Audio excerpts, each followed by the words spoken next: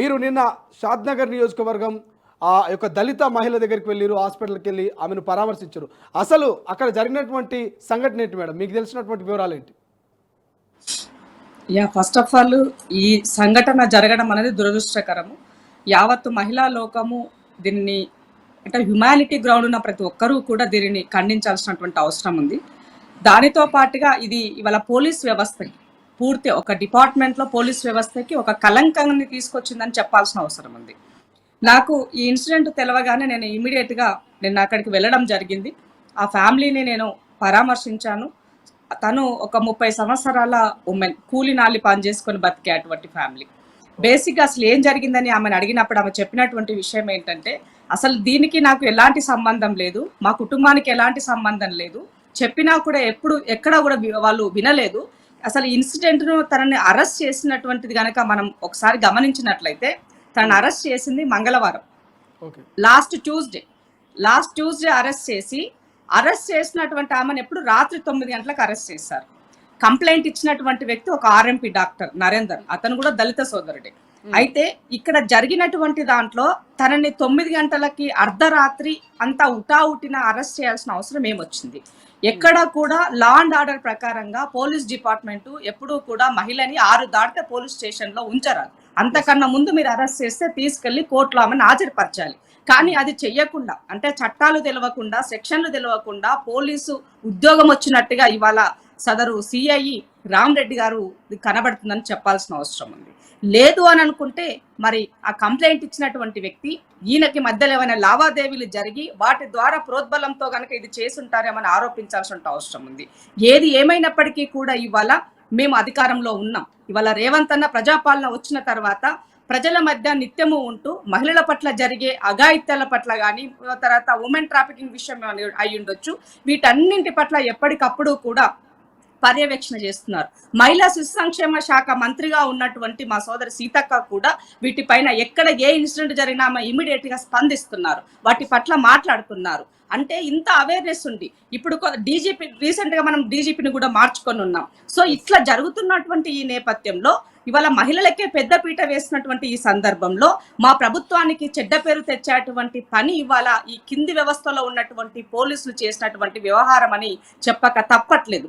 నిజంగా ఇవాళ ఒక మహిళని అంటే ఒక పేదరికంగా ఉన్నటువంటి మహిళని ఏదైనా చేసినా ఎవరు ఏమన్నా కూడా పట్టించుకోరు అనేటువంటి ఒక నిర్లక్ష్య ధోరణి అన్నది ఇది ఖండించాల్సిన అవసరం ఉన్నది. కాబట్టి నేను ఇమీడియట్ గా డీజీపీ గారిని కలవాలి అని చెప్పేసి నిన్న డీజీపీ గారికి కూడా నేను ఒక లెటర్ కూడా రాయడం జరిగింది. దానిని ఇవాళ సబ్మిట్ చేస్తున్నాను. ఎందుకంటే ఆ మహిళని కలిసిన తర్వాత పూర్తి వివరాలు తెలుసుకున్న తర్వాతనే మనము డీజీపీ గారిని కలిసినప్పుడు కరెక్ట్ గా గైడ్ చేయడం అవుతుందన్న ఉద్దేశంతో నేను ఇవాళ డీజీపీ గారిని కూడా కలుస్తున్నాను. నిన్ననే వాళ్ళని అపాయింట్మెంట్ కూడా నేను అడుగున్నాను.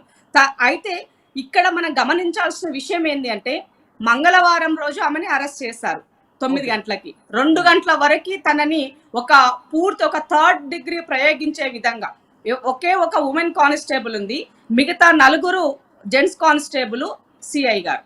అంటే ఇక్కడ తనని ఆ కొట్టే విధానాన్ని చూసి అక్కడ ఉన్నటువంటి కానిస్టేబుల్ కూడా ఆమె వెళ్ళిపోయింది. నాకు ఉద్యోగం పోయినా పర్వాలేదు, నేను ఇక్కడ ఉన్నాను అని చెప్పేసి తను వెళ్ళిపోయింది. కానీ వెళ్ళిపోయినటువంటి ఆమె తన సుపీరియర్ కి, ఎస్పీ గారికి తను కంప్లైంట్ చేసి ఉంటే, ఇన్ఫర్మేషన్ ఇచ్చి ఉంటే చాలా బాగుండదు. ఎందుకంటే ఒక ఉమెన్ సేవ్ చేసేదాన్ని అయ్యి ఉండేవాడిని. At the same time police వ్యవస్థకి ఇలాంటి చెడ్డ పేరు రాకుండా కాపాడేది అయి ఉండేది.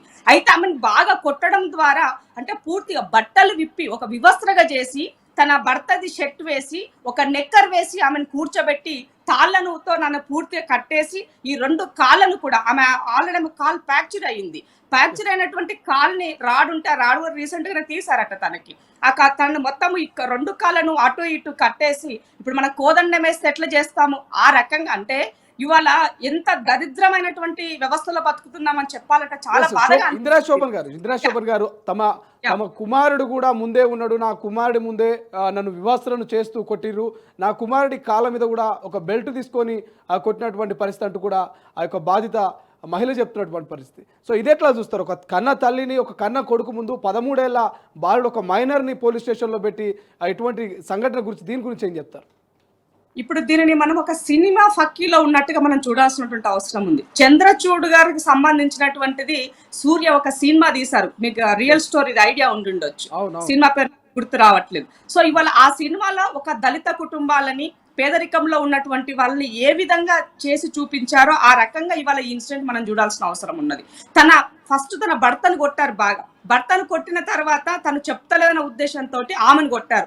ఆమెను కొట్టిన తర్వాత కొడుకుని తీసుకొచ్చి 9th క్లాస్ చదువుతున్నాడు ఆ పిల్లోడు. ఆ కొడుకుని తీసుకొచ్చి తనని కొడితేనన్నా తల్లి స్పందిస్తుందేమో, తల్లి హృదయం అనుకున్నారు. అంటే తప్పు చేయనప్పుడు, దొంగతనం చేయని దానికి నేను చేసినని ఒప్పుకుంటారు ఎవరైనా దెబ్బలకు భయపడి? అది కాదు కదా వ్యవస్థలో. మీరు చేయాల్సింది చేసిన తప్పును ఏ విధంగా ఎవరు తప్పు చేశారని మీరు తీయాల్సిన అవసరం ఉంది. అలా కాకుండా తప్పు చేయని వాళ్ళను తప్పు చేశారని ఒప్పుకోమని ప్రెజర్ చేయడం ఇది ఎంతవరకు సబబు?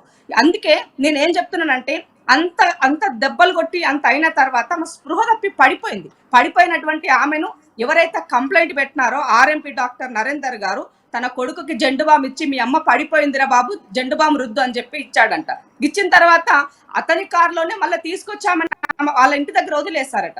ఇంటి దగ్గర వదిలేసిన తర్వాత ఆయన నరేందర్ అనేటువంటి వ్యక్తి బెదిరించాడు, మీరు ఎక్కడ కూడా బయటకు రావద్దు, కనీసం నీళ్ల కోసం కూడా మీరు బయటకు వెళ్ళొద్దు, వెళ్ళినట్లయితే మిమ్మల్ని చంపేస్తారని చెప్పేసి మంగళవారము అర్ధరాత్రి 2 తర్వాత తీసుకొచ్చి ఇంటికాడ వదిలేసినాక బుధ, గురు, శుక్ర 3 రోజులు ఆమె 4 రోజులు ఇంట్లోనే అలాగే బాధపడుతున్నటువంటి విషయం.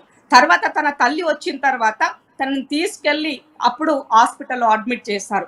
ఈ విషయము అంతా కూడా ఈ సమాజానికి ఎప్పుడు తెలిసింది అంటే, ఆమెను ప్రభుత్వ హాస్పిటల్కి తీసుకొచ్చినప్పుడు మాత్రమే ఈ సంఘటన అన్నది ఈ సమాజానికి తెలిసిందని గమనించాల్సినటువంటి విషయం.